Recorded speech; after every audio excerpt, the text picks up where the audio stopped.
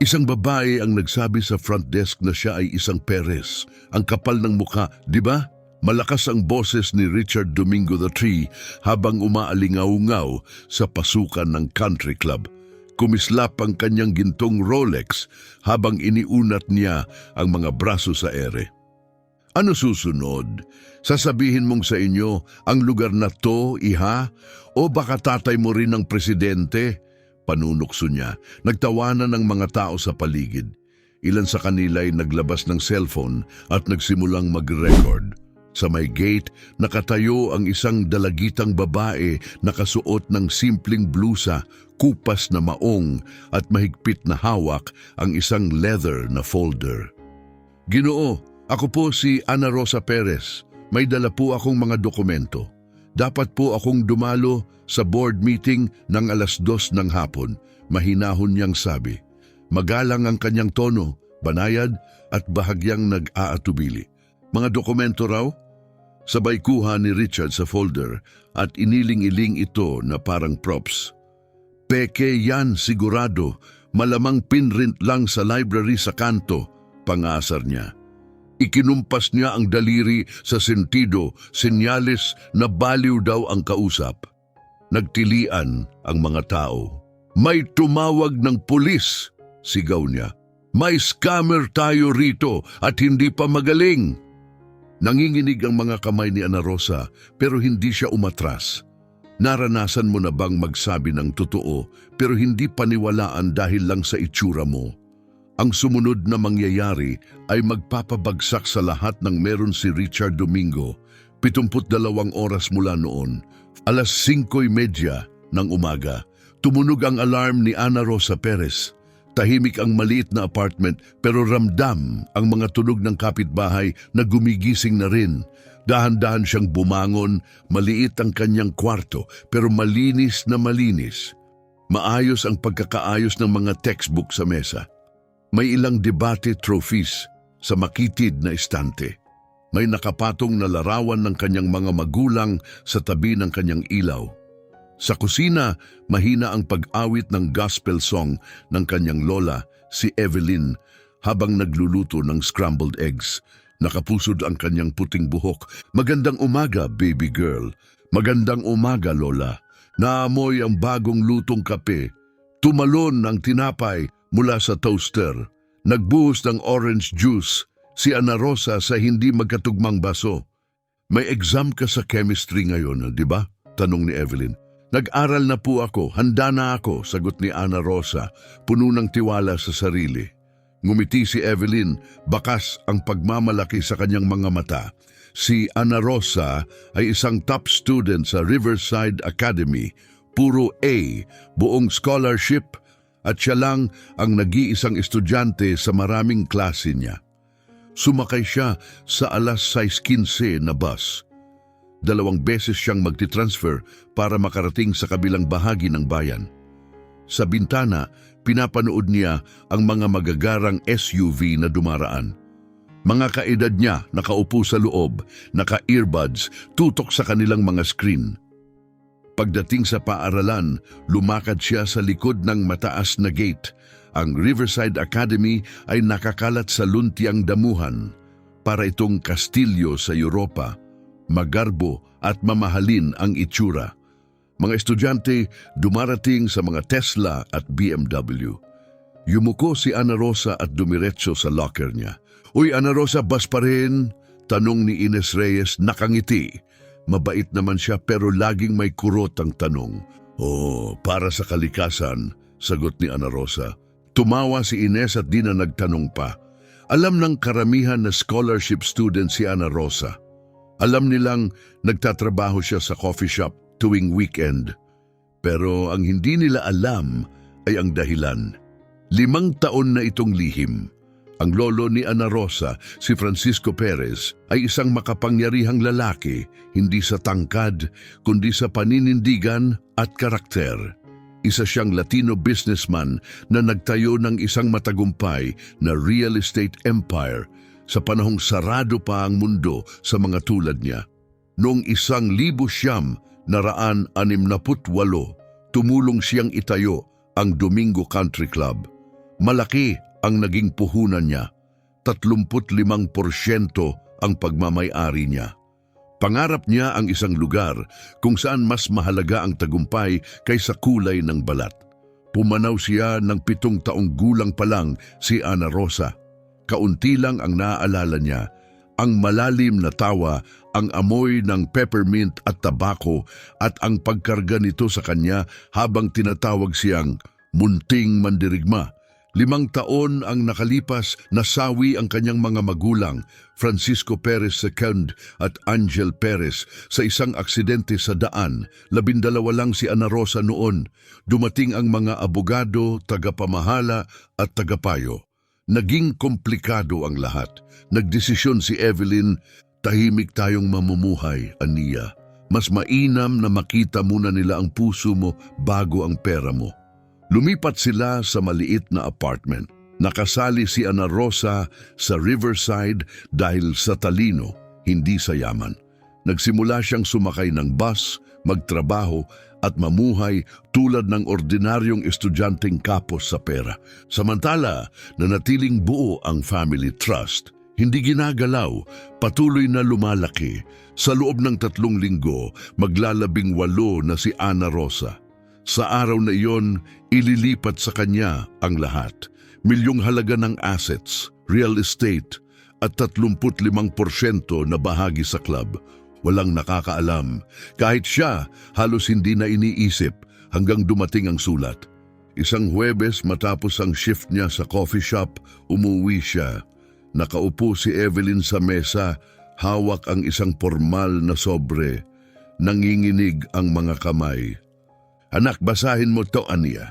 Nakasulat Martin and Associates Legal Group. Malamig at formal ang tono ng liham pero malinaw ang mensahe. Emergency Board Meeting. Sabado, 2:00 ng hapon. Tatalakayin ang restructuring. Kinakailangan ang kinatawan ng pamilyang Perez. Binasa ni Ana Rosa ulit. Ano ibig sabihin ng restructuring? Nanikip ang panga ni Evelyn. Inilabas ni Evelyn ang isa pang papel. May mga marka ng highlighter ito at puno ng sulat sa gilid. Gagawin nilang LLC ang club, mahina niyang sabi. Mula 35%, magiging 10% na lang ang bahagi natin. Pwede ba nilang gawin yon? Tanong ni Ana Rosa. Hindi kung nandun tayo para pigilan sila, sagot ni Evelyn. Pinoprotektahan tayo ng original charter ng lolo mo. Pero kung walang pupunta mula sa pamilya natin para tumutol. Naputol ang kanyang boses. Bumitaw sa hangin ang hindi binigkas na banta. Nag-vibrate ang telepono ni Ana Rosa. Mensahe mula kay Lawrence Reyes, matagal ng abogado ng pamilya at matalik na kaibigan ng kanyang lolo sa loob ng 4 na dekada. Maaari kong dalhin ang buong legal team. Tatapusin natin ito agad. Tinitigan ni Ana Rosa ang text tapos tumingin sa kanyang lola. Paano kung ako lang ang pumunta? Nagulat si Evelyn. Mag-isa? Gusto kong makita nila ako. Ako lang. Bago pa ang mga abogado, bago pa ang pera, bago nila malaman kung ano ang pag-aari ko, matatag na sabi ni Ana Rosa. Naluha si Evelyn. Hinawakan niya ang kamay ni Ana Rosa. Anak, ang mga taong to... Alam ko, Lola, sagot ni Ana Rosa. Pero hindi ba gusto rin ni Lolo na makita muna nila kung sino talaga ako? Hindi ang apelyido, hindi ang kayamanan. Ako. Namumuo ang luha sa mata ni Evelyn. Pinisil niya ang kamay ng apo. Katulad kanya, nanginginig ang boses niya. Matapang, malakas at baka medyo padalos-dalos. Ngunit ngumiti siya. Pero oo, yan mismo ang gusto sana ng lolo mo. Sabado, 1:50 de la tarde, bumaba si Ana Rosa mula sa bus, 3 kanto pa mula sa club. Nagbago agad ang paligid, mas malapad ang sidewalk, mas matanda ang mga puno at ang mga bahay ay malalayo sa isa't isa, nakatago sa likod ng mga bato at gate. Inayos niya ang blusa at sinigurong hawak pa rin ng mahigpit ang folder. Sa loob nito, kanyang birth certificate, death certificates ng kanyang mga magulang, stock papers, trust documents at mga lumang litrato ng pamilya, lahat ng kailangan para patunayan ang katotohanan. Lahat ng alam niyang pagdududahan nila, nag-vibrate ulit ang phone. Mensahe mula kay Lawrence, 10 minuto na lang, hintayin mo ako. Nag-type siya ng reply, kailangan ko itong gawin mag-isa sa simula lang. Ipinatay niya ang tunog ng phone. Nagpatuloy sa paglalakad. Sa unahan, nakita na ang Domingo Country Club, malalaking puting haligi, pulang brick na pader, garden na maayos na inalagaan at mga mamahaling sasakyan sa driveway. Abala ang mga valet sa malilinis na uniforme, bawat kilos eksakto at praktisado. Lumakad si Ana Rosa patungo sa main entrance. Isang guwardya na nakasuit ang sumalubong sa kanya. Tiningnan siya mula ulo hanggang paa. Nag-iba ang ekspresyon nito. May maitutulong ba ako? Tanong nito. Narito po ako para sa 2:00 na board meeting, matatag niyang sagot. Sinaliksik ng gwardya ang clipboard kunot noo. Pangalan?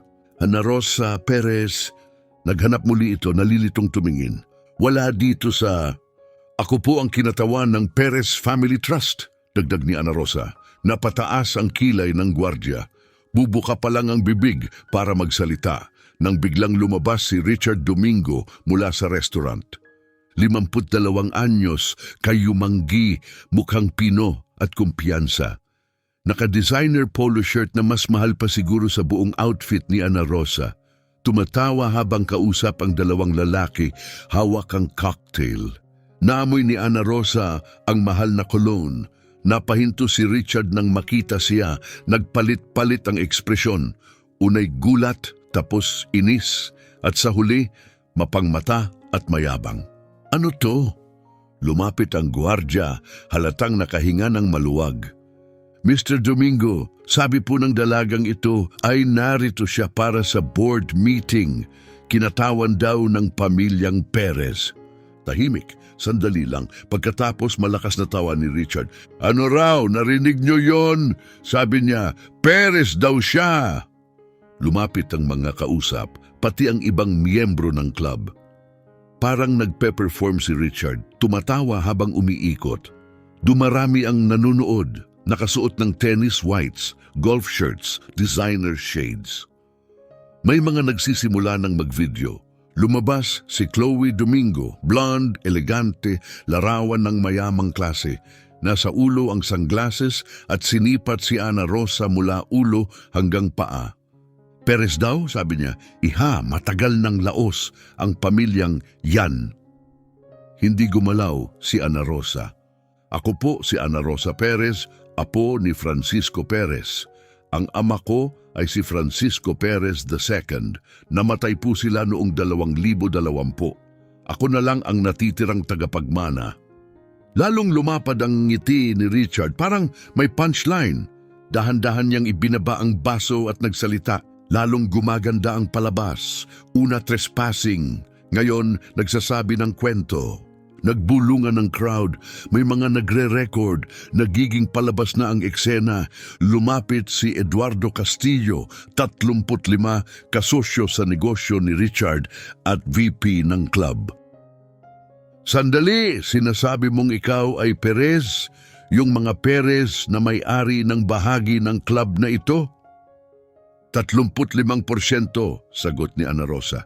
At oo, nasa akin lahat ng dokumento. Bubuksan na sana niya ang portfolio, pero mabilis si Richard, agaw-agad sa folder. O mga dokumento raw? Hulaan ko, pinrint lang sa Kinko's kaninang umaga. Pangungutya niya, itinaas-taas ang folder na parang tropeo. Tingnan niyo, birth certificate, wow, mukhang official galing sa Google template siguro. Lumapit si Chloe, tiningnan ang laman ng folder at malambing, pero may halong panlalait ang tono. Iha, seryoso ka ba? Akala mo mapapaniwala mo kami? Madaling i-verify yan, alam mo. Nanikip ang panga ni Ana Rosa pero kalmado pa rin ang boses. Totoo ang mga yan, certified copies, galing sa county clerk. Tawagan nyo ang abogado ng pamilya nyo, si Lawrence Reyes. Siya ang magpapatunay sa lahat. Lawrence Reyes? Napahagalpak si Richard sa tawa, halos matumba sa kakatawa. Ngayon ginagamit pa niya si Larry, lalong gumaganda ang palabas na to. Humarap siya kina Eduardo, Chloe at sa lumalaking kumpol ng mga tao. Nag-research talaga siya, no? Akala niya porket alam niya pangalan ng abogado natin, maniniwala na tayo sa palabas niya. Umiling si Eduardo, bahagyang natatawa. Karamihan sa mga scammer, mas mababa ang target, sabi niya. Usually long-lost cousin ang kwento, pero soul heir, malupit. Nagbulungan ng crowd, may mga munting tawa. Ilan ay mukhang naasiwa, ngunit walang naglakas loob na tumigil sa nangyayari. Muling nagsalita si Ana Rosa, bahagyang nanginginig ang boses. Hindi ako nagsisinungaling. Ang lolo ko ang isa sa mga nagtatag ng club na ito noong 1968, kasama ang mga ama ninyo. Oh, gusto lang palang makalibre sa membership ang lolo mo. Singit ni Chloe, matalim at mapanglait. Ganun ba iyon? Nag-iba ang mukha ni Richard, nawalan ng ngiti, lumamig ang tono, tumigas ang tingin. Alam mo kung ano to talaga? Resulta to ng mga batang lumaki ng walang tamang gabay, walang ama, walang nagturo ng tamang asal o pananagutan. Pinipigilan ni Ana Rosa ang galit, nakakuyom ang mga kamao pero kalmado ang tinig. Namatay ang mga magulang ko 5 taon na ang nakalipas. Aksidente sa kalsada, black ice. Convenient naman, sabat ni Chloe. Patay ang magulang, walang makakakumpirma. Classic scammer move. Lumapit si Richard, halos nakatapat na sa mukha ni Ana Rosa. Gusto siyang takutin. Linawin natin, ha? Aniya, mababa ang boses. Ang mga Perez, tunay na mayayaman.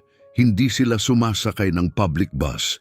Hindi sila bumibili ng damit sa clearance rack. At siguradong hindi sila basta na lang sumusulpot dito at nagkukunwaring kung sino. Itinutok niya ang daliri sa dibdib ni Ana Rosa, halos dumampi. Isa ka lang batang dukha na nakakita ng apelidong Perez online at inisip mong pwede kang magpanggap. Hindi lang ito nakakatawa, krimen ito, fraud, identity theft, felony. Mabilis ang paghinga ni Ana Rosa, nanginginig ang mga daliri, pero nanatili siyang nakatayo. Kung papapasukin niyo lang po ako sa boardroom, kung makikinig lang kayo. Makikinig, sigaw ni Richard, galit na galit. Sa sinungaling, sa magnanakaw. Humarap siya sa gwardiya. Mike, tawagin ang pulis ngayon na at kunin ang bag niya bago siya tumakas. Ebidensya yan. Nag-alinlangan si Mike Torres, 15 taon na siyang gwardya sa club na ito. Marami na siyang nakita, pero may kakaiba sa eksenang ito. Mr. Domingo, mahinang sabi niya, siguro dapat i-double check muna natin. Kinu-question mo ba ako, Mike? Singit ni Richard, boses ay matalim. Nasa board ako. Ako ang nagpapasweldo sa'yo. Kaya pag sinabi kong tawagin mo ang pulis, tatawagin mo ang pulis. Napilitang sumunod si Mike. Dispatch, kailangan namin ng pulis sa main entrance, sabi niya sa radio. Posibleng trespassing at attempted fraud. Mabilis ang tibok ng puso ni Ana Rosa. Nangangatog ang mga daliri habang dinukot ang cellphone. Tatawagan ko ang abogado ko, aniya. Tumawa ulit si Richard, ngayon malamig na ang tunog. Abogado mo? Sige, baka gusto mo na rin tawagan ang Easter Bunny habang andyan ka. Kasunod niya, kinuha ni Chloe ang cellphone at nagsimulang mag-record. Ipopost ko to sa neighborhood app, aniya, kunwari ay nag-aalala. Dapat makita ng mga tao ang klase ng mga scam na nangyayari sa Domingo Club mismo. Tumingin si Ana Rosa sa relos sa itaas ng pinto. 1 oras at 50 minuto ng hapon. Malapit nang magsimula ang pulong. Sa loob ng boardroom, ilang minuto na lang ay boboto ang mga makapangyarihang miyembro, isang boto na maaaring burahin ang pamana ng kanyang pamilya magpakailanman at siya ay nasa labas, tinuturing na kriminal. Sinubukan niya ang huling pagkakataon. Pakiusap, sabi niya, nanginginig ang boses. Makipagkita lang po ako kay Maricel Castro. Kilala niya ang lolo ko. Kapag nakita niya ako, hindi siya nakikipagkita sa mga tulad mo, putol ni Richard. Narito siya para sa mga miyembro, sa mga tunay na may-ari, sa mga may karapatang nariyan. Nakaakbay si Eduardo, nakangising mapanghamak. Ganito na lang, aniya. Aminin mong gawa-gawa mo lang to lahat ngayon. Baka pagdating ng pulis, palampasin ka pa nila. Minor ka pa, di ba? Community service lang siguro ang aabutin mo. Hindi ako nagsisinungaling, ani Ana Rosa, halos basag ang boses. Namumuo na ang luha, pero pinigilan niya. Ako si Ana Rosa Perez, si Francisco Perez ang lolo ko. May karapatan akong narito. May-ari ako ng bahagi ng club na ito. Tahimik, walang nagsalita, hanggang may isang munting tawa mula sa crowd. Kumalat ito, unti-unti, hanggang kalahati sa kanila ay natatawa na, umiiling sa hindi paniniwala. Napabuntong hininga si Richard, kunwaring nahahabag. Anya, wala kang pag-aari, wala ka, at mas mabuting umalis ka na bago lumala pa to para sa'yo. Lumilitaw na ang pula at asul na ilaw sa kalsada. 2 pulis na kotse ang pumasok sa driveway. Walang sirena, pero sapat na ang ilaw para dumami ang usisero. Bumaba ang 2 opisyal. Si Officer Miguel Navarro, nasa mid-30s, kalbo. Kilos ay parang sanay sa gulo. Si Officer Sara Reyes, mas bata, maingat na nagmamasid, ang kamay ay nasa malapit sa kanyang kagamitan. Mabilis na lumapit si Richard, nagsimulang magsalita. Officer, salamat, may emergency tayo. Pinilit ng batang ito ang pagpasok. Nagkukunwaring bahagi siya ng pamilyang matagal nang wala. Ito ay panlilinlang, identity theft. Ipakulong na siya. Tiningnan ni Officer Navarro si Ana Rosa. Hindi mabasa ang kanyang ekspresyon, para bang may desisyon na siya sa isip. Totoo ba to, miss? Tanong niya. Nagpapanggap ka ba na hindi ikaw? Nanginginig ang boses ni Ana Rosa, pero pinilit niyang ilabas ang mga salita. Hindi po, sagot niya. Sinasabi ko ang totoo. Ako si Ana Rosa Perez. May mga dokumento ako, giit ni Ana Rosa, matatag sa kinatatayuan. Pekeng dokumento, agad na putol ni Richard, malakas at mayabang. Tiningnan ko na yun, halatang pekeng gawa sa murang papel. Lumapit na ngayon si Officer Sara, kalmado ang tono, may malasakit. Miss, maaari mo bang sabihin ang tunay mong pangalan? Ana Rosa Perez, sagot niya, nanginginig, ngunit buo ang boses. Yan ang tunay kong pangalan. Tumigas ang mukha ni Officer Navarro. Sige, kailangan kong makita ang ID mo at sumama ka sa amin. Aayusin natin to sa presinto. May school ID ako, Riverside Academy. Mabilis na sabi ni Ana Rosa, at may mga certified legal documents din.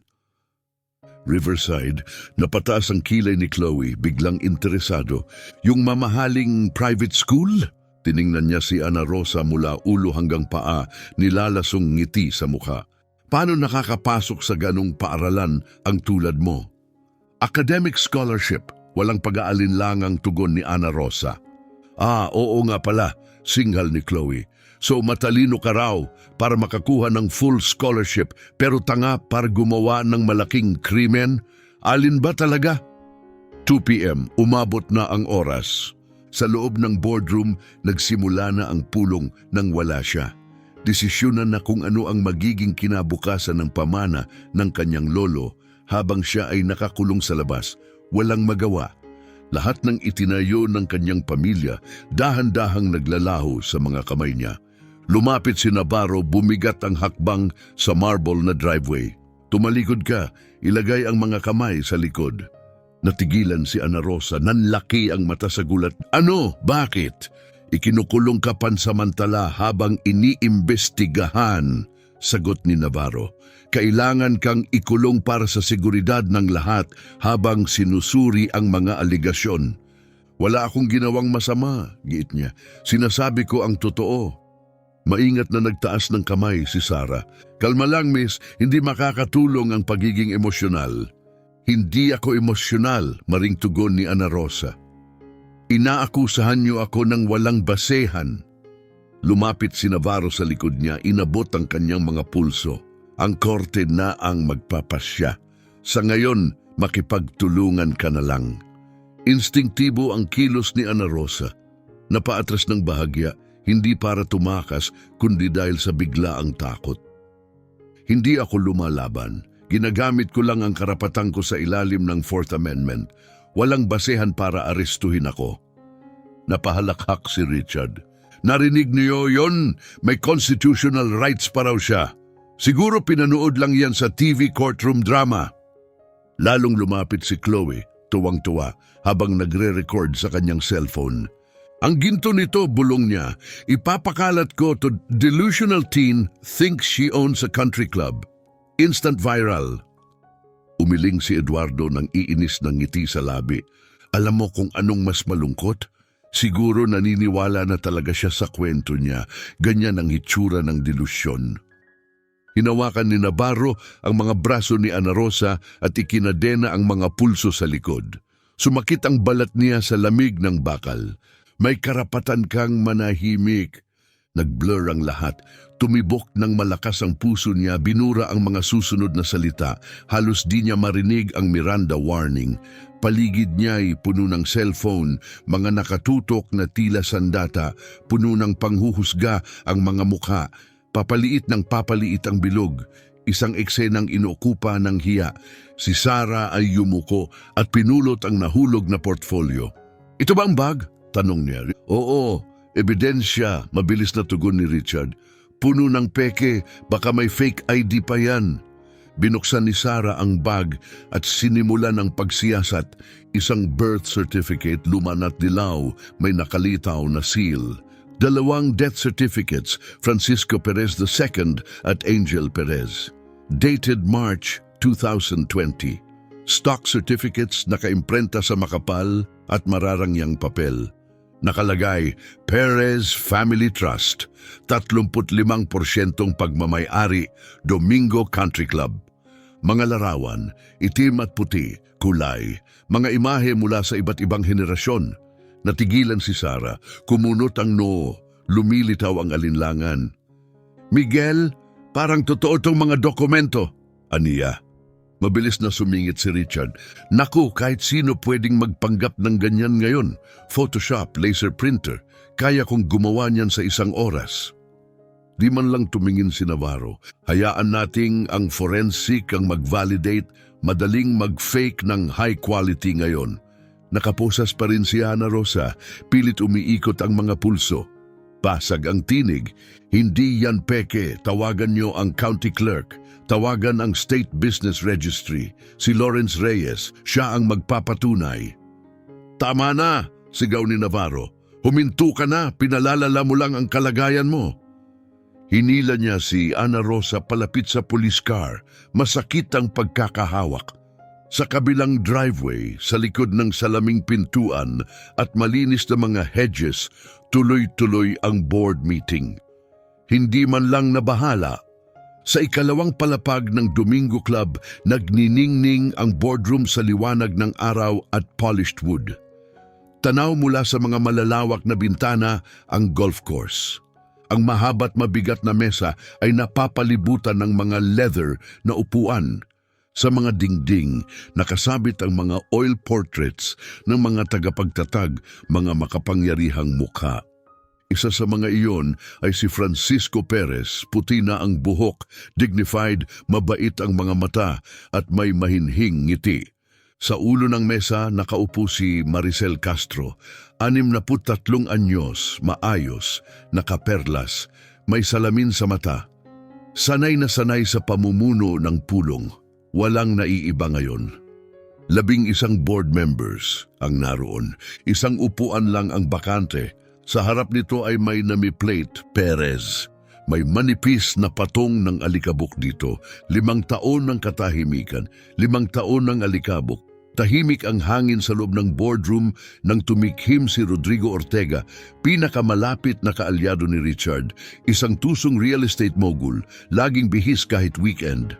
Madam Chair, panimula niya sa malumanay na tono, iminumungkahi kung ituloy na natin ang botohan. 5 taon nang walang laman ang upuang Perez. Sapat na ang paalalang ibinigay natin. Tumingala si Maricel Castro, matalim at may autoridad ang kanyang tinig. Paalaala kanino eksakto? Sumandali ang katahimikan. May tagapagmana, dagdag niya. Bata pa nga, oo, pero umiiral, malinaw sa trust documents. Umismid si Ortega, isang teenager na hindi pa nagpapakita kailanman, hindi sumasagot sa sulat o email. Para sa board na ito, abandoned na iyang upuan. Tumango si Helen Pascua, kabilang sa mga pinakamatagal na miyembro. Luma ang yaman, mas luma pa ang pananaw. Tama si Rodrigo, hindi pwedeng hadlangan ng bakanting upuan ng negosyo ng club habang buhay. Nanikip ang panga ni Maricel. Ang charter na nilagdaan ng mga ama natin ay nangakong permanenteng kinatawan ng Perez family. At ang permanent ay hindi nangangahulugang hanggang sa maging sagabal. Lumapit si Ortega, tumataas ang boses. Nasaan na siya ngayon? Kung mahalaga sa kanya ang club na to, nasaan na siya? Tumingin si Maricel sa kanyang relo, 2:07 ng hapon. Hindi ko alam, sagot niya mahina ngunit matatag, pero maghihintay tayo, 30 minuto, yan ang standard parliamentary courtesy. Napabuntong hininga si Ortega, sabay tingin kay Helen. Sige, 30 minuto tapos boto na. Nasa likod ng squad car si Ana Rosa, nakaposas pa rin, masakit na ang pulso, dumikit sa balat ang malamig na vinyl ng upuan, amoy disinfectant ang loob, matapang, sterile, malamig. Sa labas ng bintana, nandun pa rin ang crowd, nanonood, nagre-record. Nasa unahan si Richard Domingo, todo gesture, malakas ang boses na parang aktor sa entablado. Naglakad lang, parang walang pakialam, kwento niya sa bagong grupo ng usisero. Tapos biglang nagsabi na siya raw ang Perez Heiress. Grabe, no? Nagtawanan ng mga tao, tumango parang chismis lang sa almusal. Pero biglang nagbago ang hangin. May matandang lalaki na unti-unting tumulak sa gitna ng crowd. Mabagal pero may ritmo ang lakad. May baston na tumutunog sa bawat hakbang. Si Alfredo Peralta yon, 84 na anyos, isa sa mga orihinal na tagapagtatag ng club. Huminto siya sa likod ni Richard.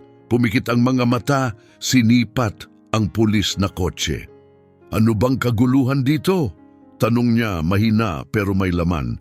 Lumapit si Richard, pilit ng ngiti. Wala to, Alfredo, isang scammer lang. Sinabing apo raw siya ni Francisco Perez, inaayos na ng pulis. Kumunot ang makakapal na kilay ni Alfredo. Anong sabi mo? Sinabi niyang Perez siya, ulit ni Richard. Obvious namang kasinungalingan. Matagal nang wala ang pamilya ni Francisco. Hindi totoo yan, putol ni Alfredo, matalim ang tinig. Parang kutsilyong pumuputol sa katahimikan. Napatingin si Richard. Ano? May anak si Francisco, dahan-dahang sabi ni Alfredo. Si Francisco Jr., pinakasalan niya si Angel, mabait na babae. Nagkaroon sila ng anak bago pumanaw si Francisco Sr. Nanahimik ang crowd, maging si Chloe, ibinaba ang cellphone. Alfredo, matagal na yon, maingat na sabi ni Chloe. Kung totoo man, baka namatay sina Francisco Jr. at Angel sa car crash noong 2020. Sagot ni Alfredo. Naalala ko, nagpadala ako ng bulaklak, pero may anak sila, isang batang babae. Ipinakita sa akin ni Francisco ang litrato. Sobrang proud siya. Namutla si Richard, bahagya lang, pero kapansin-pansin. Well, nauutal niyang sabi, kung totoo man yan, hindi ibig sabihin na... Ano ang pangalan niya? Tanong ni Alfredo, biglang seryoso, nangamba si Richard. Sabi niya, Ana Rosa daw. Pumikit si Alfredo, kumapit sa kanyang baston, nanginginig ang kamay. Diyos ko, bulong niya. Yan mismo ang ipinangalan ni Francisco, Ana Rosa. paboritong bulaklak ni Angel. Tumahimik ang lahat. Nag-iba ang hangin, unti-unting ibinaba ang mga telepono. Nagkatinginan ng mga tao. Sinubukang bumawi ni Eduardo. Alfredo, buong galang, common name lang naman ang Ana Rosa. Hindi sapat yan. Hindi siya pinansin ni Alfredo. Ano itsura niya? Tanong kay Richard. Matalimang mata, bata, Latina. Maikli ang buhok, sagot ni Richard, halos pabulong. Tumango si Alfredo. Lumulutang ang alaala. May birthmark si Francisco sa likod ng kaliwang tainga. Maliit pero kakaiba. Sinabi niyang meron din ang anak at apo niya. Yan daw ang tanda ng kanilang lahi. Namutla si Chloe. Bubuka pa sana si Richard pero natawa na lang, mahina. Hindi niyo naman siguro siniseryoso to. Anong gusto niyo? Tingnan sa likod ng tenga? Nasaan siya? Sigaw ni Alfredo, halos umaalingaw-ngaw. Nasaan ang bata? Namutla si Richard. Itinuro na lang ang police cruiser. Hindi na naghintay si Alfredo. Lumapit siya. May biglang lakas na hindi inaasahan. Tumunog ng malakas ang kanyang baston habang naglalakad. Nakarating siya sa kotse.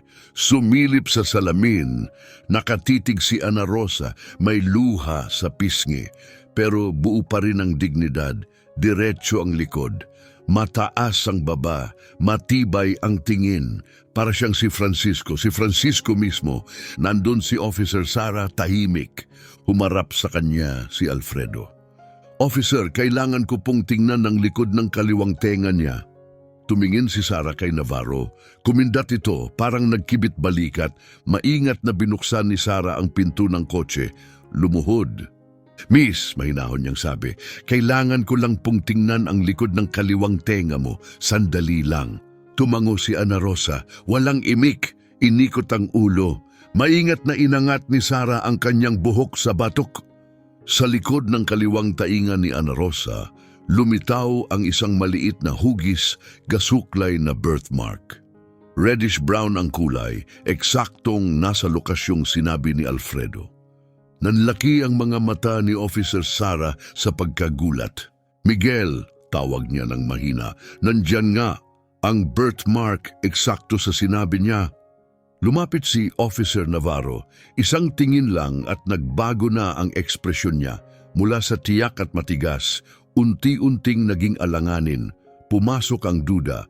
Ana Rosa, tanong ni Alfredo, nanginginig ang boses sa emosyon. Iyan ba talaga ang pangalan mo? Opo sir, sagot niya. Ang lolo mo si Francisco Perez Sr. Ano ang tawag niya sa iyo nung bata ka pa? Nabiyak ang boses ni Ana Rosa habang umaaho ng alaala. Tinatawag niya akong munting mandirigma, bulong niya. Sabi niya, lalaban ako para sa tama. Kahit mahirap. Napuno ng luha ang mata ni Alfredo. Tumango siya, halos hindi makapagsalita. Diyos ko, ikaw nga! Tahimik ang buong hardin, walang gumagalaw, walang salita. Nakapako sa lugar si Richard. Unti-unting nawawala ang kulay sa kanyang mukha. Si Chloe, dahan-dahang umatras. Si Eduardo, mukhang nasusuka. Nag-vibrate ang telepono ni Maricel. Mensahe mula sa asawa. I-on mo ang security feed, main entrance. Ngayon, dali-daling binuksan niya ang surveillance system sa laptop. Nag-load ang feed. Ipinakita ang courtyard, ang police cruiser, ang crowd, si Alfredo na nakikipag-usap sa mga opisyal. Pagkatapos nag-zoom in ang kamera, nakapokus sa batang babae sa loob ng sasakyan, napasinghap si Maricel, napakapit ang kamay sa bibig. Diyos ko, bulong niya. Lumapit ang mga board members. Siya ba yun? Hindi pwede. Kamukhang kamukha ni... Biglang tumayo si Maricel, natumba pa ang kanyang upuan. Wala na siyang sinabi, hindi na kailangan. Tapos na ang pulong. Tumakbo siya palabas, tumutunog ang takong sa marmol. Kumakalampag sa hallway, palabas ng pinto, pababa ng mga hagdan sa labas. Nananatili si Alfredo sa tabi ng police cruiser, nakatitig pa rin kay Ana Rosa. Paglapit ni Maricel, nagtagpo ang kanilang mga mata. Matagal na magkaibigan, 40 taon ang kasaysayan, hindi kailangan ng salita. Siya yon, marahang sabi ni Alfredo. apo ni Francisco. Bumigay ang kanyang boses at muntik na nating mabura siya. Nanginginig ang kamay ni Maricel habang inaabot ang seradura ng cruiser. Umatras si Sarah, nagbigay daan. Lumuhod si Maricel, tumingin ng mabuti, hindi sa damit, hindi sa luha, hindi sa tsismis. Tiningnan niya ang kaluluwa ng batang babae sa harap niya. Nakita niya si Francisco, ang pinakamatalik na kaibigan ng kanyang ama. Ang taong naniwalang ang club ay dapat maging para sa lahat. Ang taong unang nagsabing may puwang ang mga kagaya niya sa mundong ito. At nakita niya rin ang sarili niya, bata, matapang, handang patunayan na karapat-dapat siya.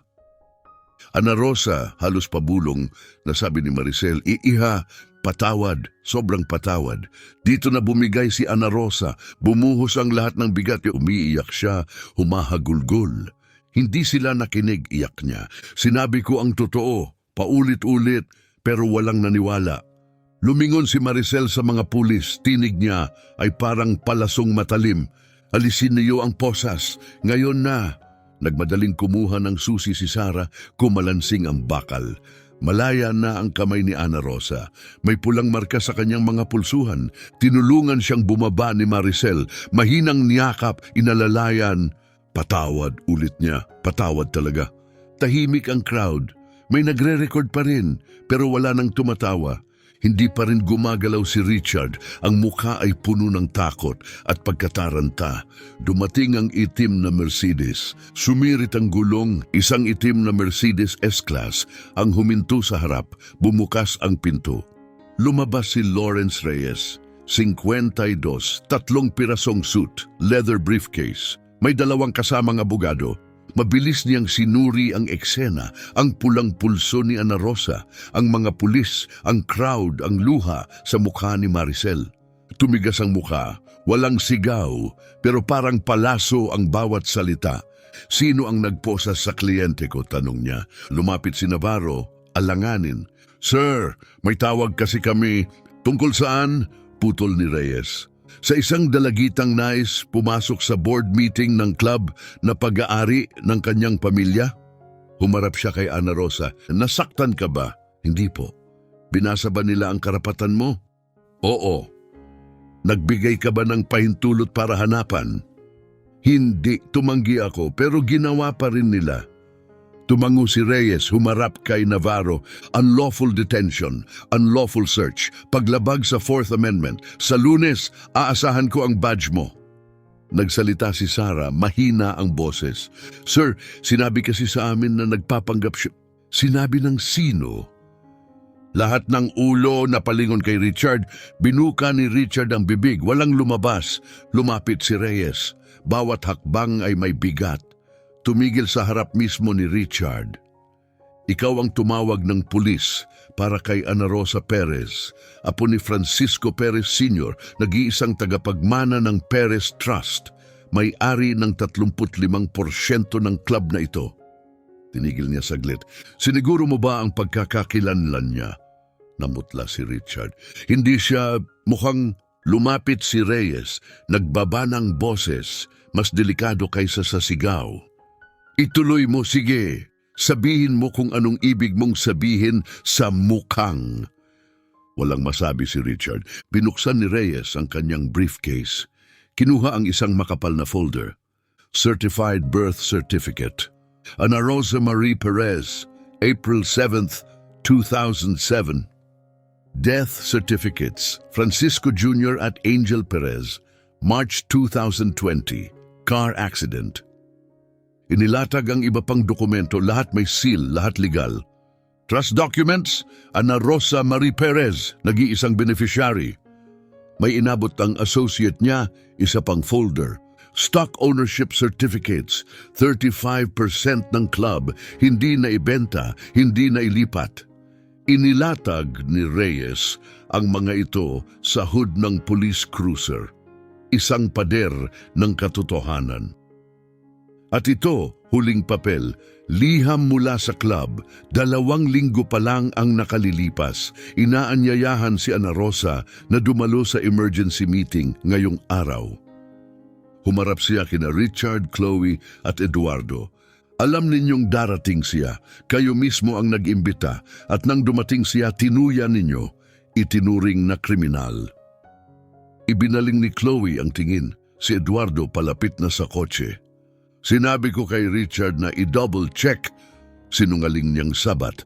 Sinungaling, sigaw ni Richard, tumatawa ka pa nga. At napahinto siya, huli na, tumaas ang kilay ni Reyes. So inamin mong tinawanan mo siya kahit alam mong totoo ang sinasabi niya. Lumapit si Alfredo, pinukpok ang kanyang baston. Sinabihan ko siyang tumigil, aniya. Binalaan ko siya. Pinahid ni Maricel ang luha. Tumigas ang boses. Richard, suspendido ka. Epektibo agad. Hindi mo pwedeng, Pwede, putol ni Maricel. Bilang chair, Alfredo ang nag-second, pasado na. Umarap siya sa lahat. Tapos na ang pulong na ito. Umalis na kayo, lahat. Walang tumutol. Nag-alisa ng mga tao. Nagsimula ng umandar ang mga kotse. Bumaba ang mga cellphone. Hinatak ni Chloe ang braso ni Richard. Umalis na tayo. Huwag ka nang magsalita. Pero hindi mapigilan ni Richard. Paano ko malalaman dumating siya na mukhang parang ano, Richard? Mahinang tinig ni Reyes. Mas nakakapanindig balahibo kaysa sa sigaw. Sige, ituloy mo. Walang lumabas. Yun ang iniisip ko ni tahimik na sagot ni Reyes. Lumapit siya kay Ana Rosa. Banayad ang mga mata. Handa ka na ba sa meeting mo? Tumingin si Ana Rosa. Pinahid ang luha. Huminga ng malalim. Handa na po. Inalok ni Reyes ang braso. Tinanggap niya. Magkasabay silang naglakad papasok. Dumaan sa gwardyang minsang nagtanong sa kanya. Sa bale na minsang ngumiti ng may paghamak. Sa mga taong minsang tumawa. Tumabi si Mike Torres. Mahina ang tinig, puno ng hiya. Miss Perez, welcome. Bumukas ang malalaking pinto, pumasok ang malamig na hangin, nagningning ang labi, marmol kristal, ilaw na parang bituin. Sa pader isang gallery ng mga larawan, ang mga tagapagtatag, taong 1968. Huminto si Ana Rosa, nakatayo si Ana Rosa sa harap ng portrait. Ang kanyang lolo, si Francisco Perez Sr., nakatingin mula sa larawan. Pareho ang tingin, parehong tapang sa mga mata. Inabot niya ang gilid ng salamin, marahang hinaplos. Narito na ako, lolo, bulong niya. Ikinararangal kanya, mahinang tugon ni Maricel sa tabi niya. Sabay silang umakyat sa grand staircase. Pula ang carpet sa ilalim, mahogany ang handrail, makintab at matibay. Sa itaas, nakabukas na ang pinto ng boardroom. Sa loob, 11 tao ang naghihintay, ang mga matay nakatutok sa batang babaeng papasok. Nauna si Chen, maautoridad tulad ng dati. Sumunod si Ana Rosa, mataas ang ulo, panatag ang hakbang. Tumayo ang buong silid. Ipinapakilala ko si Ana Rosa Perez, malakas na pahayag ni Chen. Nag-iisang tagapangasiwa ng Perez Family Trust. May-ari ng 35% ng institusyong ito, ganap na miyembro ng lupon na may boto. Inalalayan siya patungo sa matagal ng bakanting upuan. Ang may nameplate, Perez. Umupo siya. Kumalansing ang lumang upuan sa ilalim niya. Pero tama ang sukat.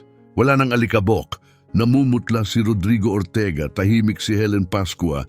Tiningnan ni Maricel ang lahat sa kabinuksan ng pulong. Unang mosyon, ang suspensyon ni Richard Domingo habang isinasagawa ang investigasyon. Seconded, sigaw ni Alfredo. Sang-ayon? 10 kamay ang tumaas. Nag-abstain si Ortega. Pasado ang mosyon. Nagtagpo ang tingin ni Maricel at Ana Rosa. Ikalawang mosyon, ipagpaliban ng walang taning ang restructuring proposal. Second, marahang tugon ni Ana Rosa. Sa ngayon, 11 kamay kasama na si Ortega. Pasado, bumaba ang gavel ni Maricel. Maligayang pagbabalik, Ana Rosa. Walang galaw si Richard sa loob ng sasakyan. Si Chloe nakatingin sa labas ng bintana, ayaw siyang tingnan. Tuloy-tuloy ang vibrate ng telepono. Video! Pagkatapos ng video, millions of views. Isang clip, millionaire mocks real heiress. 2 milyong views na. Nanginginig ang kanyang mga kamay sa manibela. Bumagsak lahat. Pangalan, posisyon, lahat sa loob lamang ng isang hapon. Tahimik na nakaupo si Ana Rosa. Nasa tabi niya si Reyes, nagbabasa ng dokumento, nagsusulat ng notes. Tiningnan siya ni Maricel. Inayos ang salamin. Miss Perez, tanong niya, bago tayo magsara, nais mo bang magsalita sa board? Tumango si Ana Rosa. Tumayo. Nilinaw ang lalamunan. Pumunta ako rito ngayong araw na ito, umaasang tratuhin ng patas. Sa halip, pinusasan ako, pinahiya, inakusahan ng kasinungalingan, hindi dahil may ginawa akong mali, kundi dahil sa hitsura ko.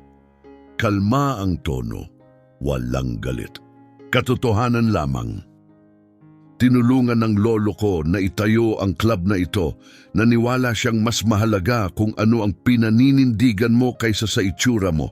Ngayon, nakita natin kung gaano na tayo kalayo mula sa ideal na yon. Tiningnan niya ang bawat isa. Hindi ako narito para humingi ng sorry. Narito ako para sa pagbabago. At naniniwala akong dito na yon magsisimula. Umupo siya. Tahimik ang silid. Maricel ang unang nagsalita. Motion para sa full financial audit. Lahat ng aktibidad ni Richard Domingo sa nakaraang 5 taon. Seconded, sabi ni Alfredo. Sang-ayon, lahat ng kamay nakataas. Pasado, tatawagan ko ang mga auditor sa Lunes. Umiiling si Michael Morales. Maricel, sigurado ba tayo? Nagkamali si Richard. Oo, pero orkestrado ang pag-aresto. Singit ni Alfredo, galit sa tinig. Dito mismo, base sa kasinungalingan. Nakapasok siya ng milyon-milyong deal, sabat ni Ortega. Narerepasuhin natin, putol ni Reyes. Banayad pero matalim. Kasama na ang conflict of interest. Namutla si Ortega. Nagtagal pa ang meeting ng 20 minuto. Mga boto, pag-aayos ng committee, nanatiling tahimik si Ana Rosa, nakikinig, nagmamasid, natututo. Pagkatapos nagsimulang lumabas ang mga miyembro. May ilan na huminto, may mga humingi ng tawad, may tumango, may nagpakumbaba. Naiwan sa pinto si Helen Pascua. Miss Perez, marahang sabi, bumoto ako na ituloy ang pulong kahit wala ka. Mali yun, patawad. Tumango si Ana Rosa, pagtanggap, hindi ka patawaran. Halos wala ng tao. May mga staff na pabulong nag-uusap sa sulok. Sa labas, 2 news van, Channel 7 at Channel 12. Mga reporter nag-aayos ng ilaw, mikropono, kamera. Tumingin si Chen sa eksena mula sa bintana. Kailangan nating harapin sila, anya. Kontrolin ang kwento bago sila ang kumontrol sa atin. Nag-alinlangan si Ana Rosa. Anong sasabihin ko? Ngumiti si Chen. Sabihin mo lang ang totoo, gaya ng ginagawa mo buong araw. Sa labas, nagsimula ng mag-flash ang kamera. Tumaas ang mga mikropono. Sumigaw ang mga reporter. Miss Perez, anong pakiramdam? Totoo bang naaresto ka? Ano masasabi mo kay Richard Domingo? Itinaas ni Chen ang kamay. Tumahimik ang lahat. Magbibigay ng maikling pahayag si Miss Perez. Walang tanong. Lumapit si Ana Rosa. Kumukurap ang mga pulang ilaw ng recording. Huminga siya ng malalim. Ako po si Ana Rosa Perez, 17 taong gulang. At ngayong araw, dumating ako rito para gamitin ng legal na karapatang katawanin ang aking pamilya. Sa board meeting, pinagtawanan ako. Inakusahan ng panlilin lang. Halos makulong. Ani Ana Rosa, matatag at malinaw ang boses. Hindi dahil nagsinungaling ako, kundi dahil walang naniwalang pwedeng manggaling ang katotohanan sa isang mukhang kagaya ko. Tumigil siya. Ang katahimikan pagkatapos ng kanyang sinabi ay mas malakas pa sa sigaw. Hindi lang ito tungkol sa akin, dagdag niya. Ito ay para sa bawat taong hinusgahan base sa itsura. Sa bawat pagkakataong ang katotohanan ay hindi pinakinggan dahil hindi ito umayon sa inaasahan ng iba. Isa pang paghinto, may sukat, may bigat. Hindi ko hinahanap ang paghihiganti, isabi niya, mahinahon. Hinahanap ko ang pananagutan. Sinuyod ng kanyang tingin ang mga kamera at ang mga tao. Gusto kong maging ang club na ito ang tinatayong pangarap ng lolo ko. Isang lugar kung saan bawat isa ay nakikita at may puwang. Umurong siya sa mikropono, tapos na ang kanyang mensahe, hindi sa galit kundi sa layunin. Yun lang po para sa ngayon. Maraming salamat, dagdag ni Reyes sa press. Sabay silang lumakad papunta sa sasakyan, iniwan ng isang mundong tahimik na gulat, gumugulong. Sa loob ng itim na Mercedes, dahan-dahang huminga si Ana Rosa. Sa unang pagkakataon ngayong araw, bumitaw ang tensyon sa kanyang katawan. Magaling ka, wika ni Reyes, tahimik ang boses. Para akong masusuka, tamin ni Ana Rosa. Normal lang yan, sagot ni Reyes. Hinarap mo ang pinakanakakatakot mong karanasan at hindi ka umatras. Lumampas sila sa gate ng club, pabalik sa mga karaniwang kalsada. Nag-vibrate ang telepono ni Ana Rosa, sunod-sunod ang mga mensahe, text, tawag, notifikasyon galing sa kanyang lola, mga guro, mga kaklase, maging ang mga taong hindi na niya nakausap sa loob ng maraming taon. Isang video, mahigit 5 milyong views na. Caption, "Teen tells truth, gets handcuffed. Turns out she owns the place." Umaapaw ang komento. Ito ang hitsura ng sistemikong diskriminasyon. Mas dignified pa siya kaysa kahit sino man. Tapos na si Richard Domingo. Pagsapit ng gabi, naglabas ng pahayag ang business partners ni Richard, kinondena ang kanyang kilos at tinapos ang lahat ng kaugnayan sa kanya. Nag-file ng legal separation si Chloe. Inilabas agad ito ng kanyang abogado sa media. 47 miyembro ng Domingo Country Club ang nagbitiw. Inilagay sa administrative leave sina Navarro at Reyes habang iniimbestigahan ng kapulisan. Sa maliit na kusina ng apartment, pinanood ni Evelyn ang lahat sa evening news. Lumuluha habang pinipilit ngumiti. Pagdating ni Ana Rosa, agad siyang niyakap ni Evelyn, mahigpit, buong puso. Ngayon nakangiti ang lolo mo sa langit, iha, bulong niya. Tuwang-tuwa siya. Nakatayo silang dalawa sa payak na kusina habang ang mundo sa labas ay nagsimulang magbago. Pagsapit ng hating gabi, Perez Strong ay trending sa buong bansa. Sa opisina ni Reyes sa downtown, nagsimula ng gumalaw ang gulong ng batas. Una, sa maraming demanda ang kanyang sinusulat, Richard Domingo's reckoning had only just begun. Nag-set up ng opisina ang mga forensic auditor sa loob mismo ng club. 3 CPA, 2 fraud investigator, libu-libong pahina ng financial records. Ang natuklasan nila yumanig sa lahat. Hindi lang basta kumupit si Richard, nagtayo siya ng complex na network ng shell companies, fake contracts at kickbacks. Nag-overcharge siya sa projects ng 30%. Ginamitan ng consulting firm ni Chloe bilang daluyan ng pera. Kabuwang ninakaw, 847,000 dolyar. Natuklasan. Ginamit rin ni Richard ang parehong modus sa real estate firm niya. 47 pamilyang Latino ang nagbayad ng down payment para sa affordable luxury housing sa Arlington. Kinuha ni Richard ang pera, sinimulan ang konstruksyon at pagkatapos ay nagdeklara ng bankruptcy. Ilang buwan ang lumipas, binili niya ulit ang proyekto sa ilalim ng bagong kumpanya. Teknikal na legal, pero mapagsamantala. Isang biktima, Maria Santos, napanood ang kwento ni Ana Rosa sa balita. Nakilala agad ang mukha ni Richard. 50,000 dolyar ang nawala sa kanya, 8 taon ng ipon. Tumawag siya sa FBI hotline. Sunod dito, 12 pang biktima ang lumantad. Naglabas ng indictment ang federal grand jury. Wire fraud, mail fraud, tax evasion, civil rights violations, false imprisonment. Inaresto si Richard, walang piyansa, itinuturing na flight risk. Pumutok ang balita sa buong bansa. Tahimik lang si Chloe sa courtroom, ngayon ay diborsyado na. Nagsimula ang paglilitis. Sinimulan ng mga prosecutor sa club fraud, mga bank transfer, peking invoice, email ni Richard na nagbibiro tungkol sa creative math. Sumunod ang mga biktima ng pabahay. Tumistigo si Maria Santos. Naniwala ako sa kanya, sabi niya, nanginginig. Sabi niya, nagtatayo kami ng komunidad ng kinabukasan. 3 iba pa ang nagsalaysay. Pinakinggan sila ng jury at pinaniwalaan. Suot ang navy dress, diretso ang likod, matatag ang boses.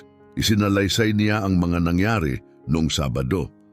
Sinabi niyang wala akong kwenta, sabi niya, na hindi ako kabilang, na kailangan kong umalis. Ano ang naramdaman mo? Tanong ng prosecutor. Na gaano man ako katotoo? Wala rin palang halaga. May desisyon na siya kung sino ako, base lang sa itsura ko. Ano sa tingin mo ang nakita niya? Hindi pumikit si Ana Rosa. Isang batang babae na hindi kailanman pwedeng magsabi ng totoo. Tinangka siyang guluhin ng depensa. Hindi ba't wala kang tamang papeles nang dumating ka? May school ID ako? Sagot niya. May certified legal documents ako. Kompleto ako. Ayaw lang nilang maniwala. Ang mga dokumentong iyon, mahinahong sabi ni Ana Rosa, ay hindi man lang tiningnan. Si Ginoong Domingo ang nagdesisyong peke ang mga iyon nang hindi man lang nagbasa ng kahit isang pahina. Hindi niya hinusgahan ang ebidensya. Hinusgahan niya ako. Pinapapaniwala mo ang hurado sa iniisip niya, puna ng abogado ng depensa. Hindi, tugon ni Ana Rosa matatag. Hiniling ko lang na pakinggan nila ang sarili niyang mga salita, mga salitang nakunan sa video, mga salitang napanood na ng buong mundo. Wala nang masabi ang abogado. Tumalikod na lang siya. Hindi na tinag si Ana Rosa. Tahimik, nakapokus, buo. Sunod na tumestigo si Alfredo Peralta, matatag ang boses kahit may edad na. Isinalaysay niya ang mga pattern ng diskriminasyon sa loob ng dekada. Nawawala ang mga aplikasyon mula sa ilang pamilya. May mga kwalipikado pero basta na lang tinatanggihan. Wala ni isa sa mga minorya ang nakaupo sa board. Tumigil siya sandali. Minsan kinompronta ko si Richard. Sabi niya, demographics take care of themselves. Alam ko kung ano ang ibig niyang sabihin. Nagtapos na ang prosecution. Ang depensa, 3 araw lang ang itinagal. Mga awkward na character witness, mga financial expert na nalilito sa sariling ebidensya. Pagkatapos, ginawa ni Richard ang pinagbawal ng kanyang abogado. Umakyat siya sa witness stand at bumagsak siya. Business decisions lang yon, paliwanag niya. Minsan hindi lang nagwo-work out. 47 na sunod-sunod, tanong ng prosecutor. At bawat palpak na iyon, pera ng pamilyang may kulay ang nawala habang ikaw ay yumaman. Hindi ko sila tinarget. Bakit 72% ng mga biktima ay may kulay? Tahimik si Richard. Pagkakataon lang. Nabigla ang lahat, tumahimik ang kwarto. Sumagot ang prosecution, projected emails ni Richard. Mga biro tungkol sa those people. Reklamo sa diversity initiatives. Email mula 2022. We need to keep certain types out. Property values depend on it. Out of context, palusot ni Richard. Tanong ng prosecutor, anong konteksto ang maaaring magpatawad sa ganyang pahayag? Walang sagot si Richard. 6 na oras, deliberasyon. Nang bumalik ang hurado, tahimik ang buong silid. Guilty on all counts. Namutla si Richard. Maagang napuno ang courtroom. Mga biktima, media, nasa harap si Ana Rosa kasama si Evelyn at Reyes. Namuno si Judge Margaret Torres. 30 taon na sa serbisyo. Nagsimula ang victim impact statements. Maria Santos, nawala ng life savings. 2 pang biktima, boses nila ay puno ng sakit. Tumayo si Ana Rosa. Your Honor, hindi lang ako ang inatake ni Mr. Domingo. Inatake niya ang bawat taong minsan nang binasura dahil sa itsura nila. Tumingin siya kay Richard. Hindi siya kayang tingnan ni Richard pabalik. Mayaman siya, impluensya, kapangyarihan. Ginamit niya ito para manakit. Hindi dahil kailangan niya, kundi dahil kaya niya. Hindi ko kailangan ng paghihiganti. Kailangan ko ng hustisya. Gusto kong malaman niyang walang taong mas mataas sa batas. Ang mga kilos ay may kahihinatnan. Umupo siya. Inalis ni Judge Torres ang kanyang salamin. Ginoong Domingo, aniya, binigyan ka ng lahat ng pribilehiyo sa buhay. Pinili mong abusuhin ito. Nagnakaw ka sa mga mahihina. Nagdiskrimina ka ng sistematiko. At nang harapin ang katotohanan, pinili mong maging malupit. Sentencing Guidelines, 48 hanggang 60 buwan. Hindi sapat. Hatol, 72 buwan sa federal prison, 3 taon ng supervised release. Karagdagang parusa, 847,000 dolyar restitution sa club, 3.2 milyon dolyar sa mga biktima ng housing fraud, 2.5 milyon dolyar punitive damages kay Gino Anguir Perez. Binagsak ang martilyo, ikulong agad. Inalalayan si Richard ng US Marshals. Tumingin siya pabalik sa silid na puno ng mga taong sinaktan niya. Pagkatapos, nawala na siya. Sinalubong ng press, kumurap ang kamera. Sumagot si Chen pero may reporter na tumawag kay Ana Rosa. Do you feel vindicated? Nararamdaman ko na gumana ang sistema para sa akin sa pagkakataong ito. Pero ilang tao ang hindi nabibigyan ng ganitong pagkakataon. Walang abogado, walang ebidensya, walang video. Tumigil siya. Yan ang hindi ako tinatahimik sa gabi. Anong gagawin mo ngayon? Ipagpapatuloy ko ang laban para sa lahat ng hindi makalaban. Your Justice for Ana Rosa, nagtrend sa buong mundo. Si Officer Navarro tanggal, may kaso. Hatol, 18 buwan sa county jail. Si Officer Sara Reyes, suspension. 6 na buwan, walang bayad. Mandatory retraining. Nagpadala siya ng liham kay Ana Rosa. Humingi ng tawad. Binasa ito ni Ana Rosa. Tinago. Hindi na sumagot. May ilang sorry na huli na.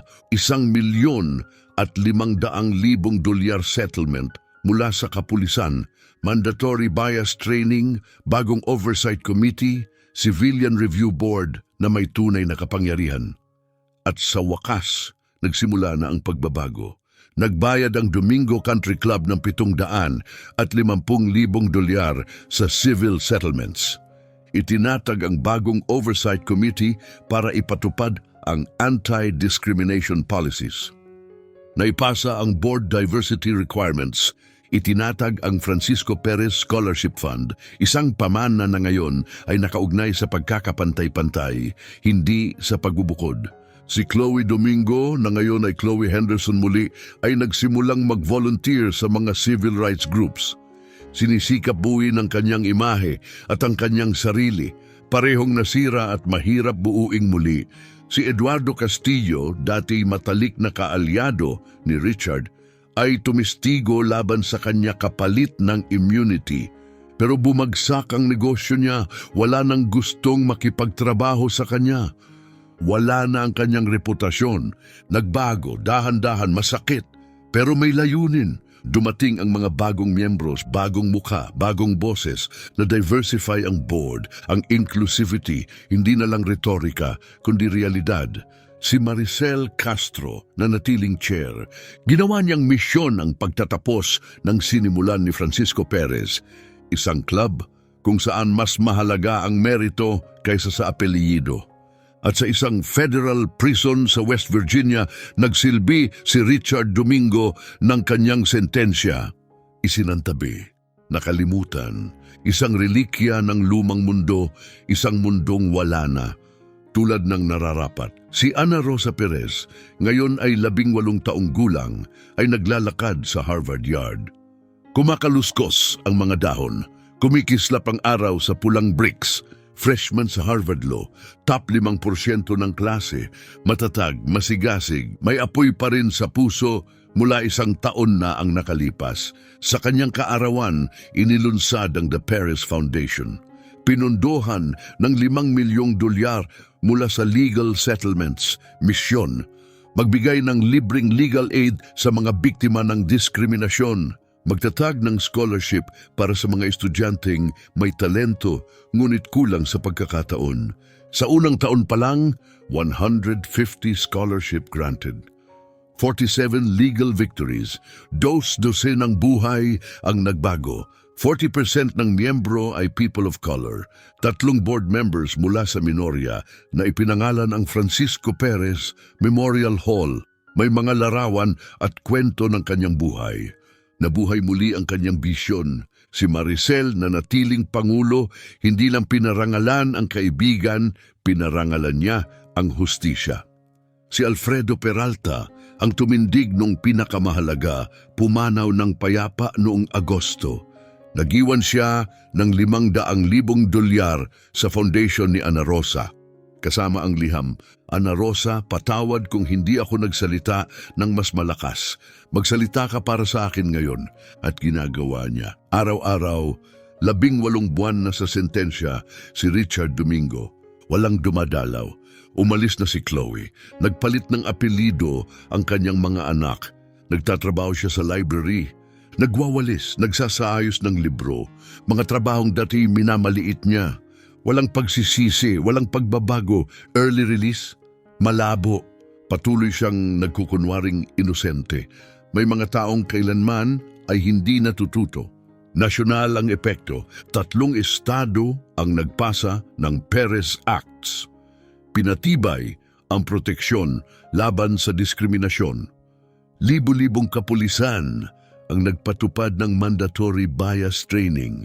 Mahigit 1,200 kumpanya ang humiling ng preventive programs upang maiwasang sumunod sa yapak ng Domingo Scandal. Ang TED Talk ni Ana Rosa, 30 million views, isinalin sa 32 wika, ginagamit sa mga paaralan sa buong mundo. Pinarangalan ng Time Magazine bilang Teen of the Year. Kasama niya sa spotlight si Maria Santos at ang mga karaniwang mandirigma ng hustisya.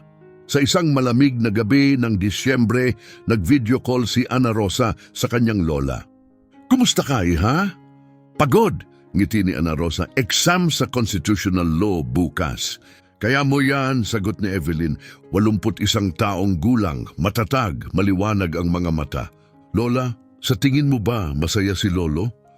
Kumikinang ang luha sa mga mata ni Evelyn.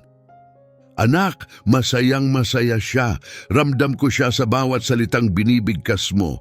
Ginagawa mo ang eksaktong pinangarap niya." "Miss ko sila," bulong ni Ana Rosa. "Kasama mo sila," sabi ni Evelyn, "sa bawat ginagawa mo." Pagkatapos ng tawag, binuksan ni Ana Rosa ang inbox ng foundation. 300 bagong mensahe, mga kwento, mga pakiusap, mga pasasalamat. Isang subject line ang tumayo, "You gave me hope." Binuksan niya, isang binatang pinagbintangan sa trabaho. Hindi pinaniwalaan ang credentials, tinawag ang security. Pero naalala niya ang kwento ni Ana Rosa, naging kalmado, nagtipon ng ebidensya, nakahanap ng tulong, nanalo. "Napanatili ko ang trabaho ko," sulat nito. "Salamat." Sumagot si Ana Rosa, "Manatiling matatag, idokumento ang lahat, hindi ka nag-iisa." Tiningnan niya ang larawan sa desk, ang kanyang lolo, ang kanyang mga magulang, lahat ng wala na, lahat ng naroon, lahat ng patuloy na inspirasyon. "Ako ang mandirigmang pinalaki ninyo." Ang kwento ay hindi dito nagtatapos. Sa kung saan man ngayon may isang tao na hindi pinakikinggan. May nagsasabi ng totoo pero hindi pinaniniwalaan. Pero ngayon may halimbawa na sila, may patunay. Ang pagtindig ay may saysay. Ang paglaban ay posible. Ang hustisya ay kayang makamit. At ang tapang binabago ang lahat. Ibahagi ito. Ipasa mo sa taong kailangan marinig ito. Mag-iwan ng komento. Kailan ka binaliwala? Kailan ka tumindig? Kailan mo sana ginusto tumindig pero hindi mo nagawa? Mag-subscribe para sa higit pang kwento kung saan nananalo ang katotohanan, bumabangon ang hustisya at ang tapang ay nagiging liwanag. Tumutulong sa tunay na tao laban sa tunay na diskriminasyon. Ang bawat share ay isang hakbang patungo sa pagbabago. Isang janitor na palaging binaliwala hanggang matuklasan nilang pagmamay-ari pala niya ang buong gusali. Ang reaksyon ng boss niya, hindi mababayaran. Sumali sa 2.3 milyong tao na naniniwalang mahalaga ang katotohanan. Ana Rosa, sinabi na ang totoo mula sa simula. Hindi siya pinaniwalaan, hindi dahil nagsinungaling siya, kundi dahil hindi siya akma sa ideya nila ng katotohanan. Kapag may isang tao na nagsabi sa iyo ng isang bagay na mahirap paniwalaan na taliwas sa iyong inaakala, anong gagawin mo? Tutuksuhin mo ba sila? Pagdududahan, tatanggihan o hihinto ka ba muna? Magtatanong, makikinig, dahil ang katotohanan ay walang uniforme, ang tagumpay ay walang kulay ng balat, at ang kredibilidad hindi dapat ibinabatay sa stereotype. Mula sa unang salita, tama si Ana Rosa, kinailangan lang niyang mabuhay ng sapat para mapatunayan ito. Ang tanong ay hindi kung bakit hindi niya ito napatunayan agad. Ang tunay na tanong ay, bakit walang naniwala sa kanya? Pag-isipan mo yan, at sa susunod na may magsabi sa iyo ng totoo na mahirap paniwalaan, pipili ka. Will you be Richard or will you be Alfredo? Dahil ang katahimikan ay hindi neutral, ang pagdududa ay hindi inosente, at ang assumption maaring sumira ng buhay. Pero ang tapang ay kayang bumuo muli.